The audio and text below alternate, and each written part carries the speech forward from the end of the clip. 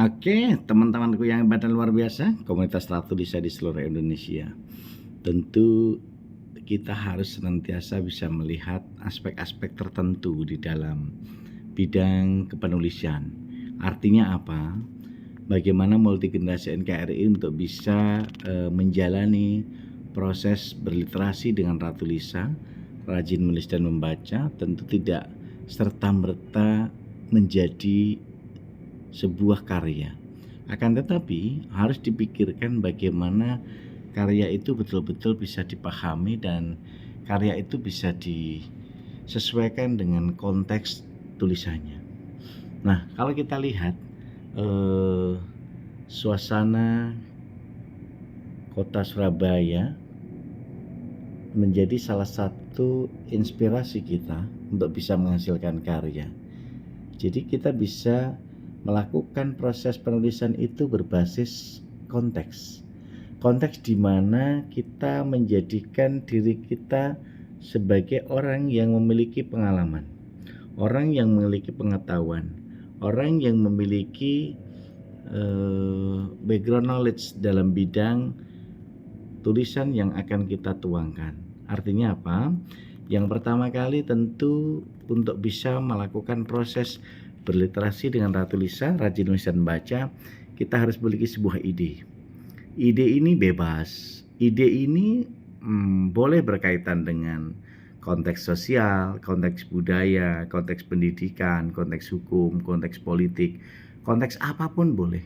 Sehingga kalau kita pahami konteks-konteks yang kita sebutkan, itu menjadi salah satu bagian upaya kita untuk menuangkan ide dan gagasan.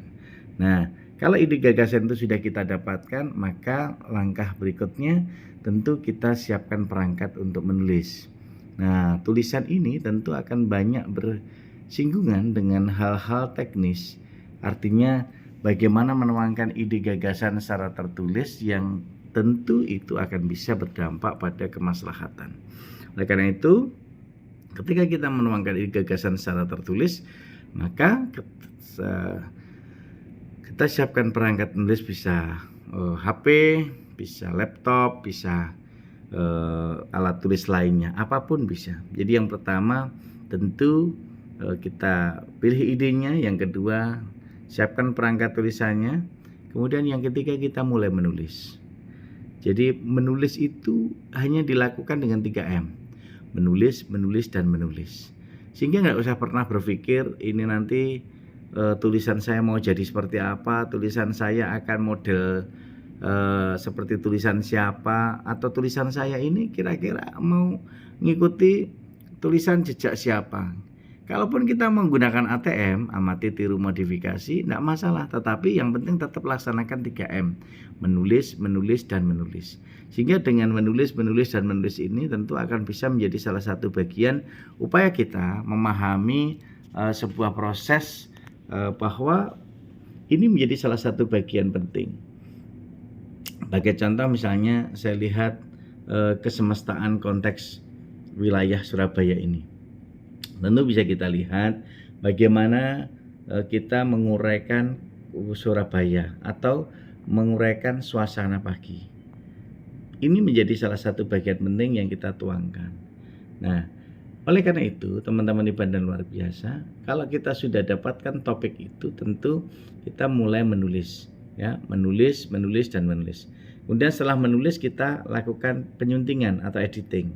Nah, editing ini tentu kita akan bisa temukan, kita bisa akan tentukan bagaimana pilar-pilar yang bisa kita manfaatkan, pilar-pilar yang kita gunakan, mana yang lebih kita kurangi, yang kurang kita tambahi, sehingga ini prosesnya adalah untuk melengkapi semua aspek.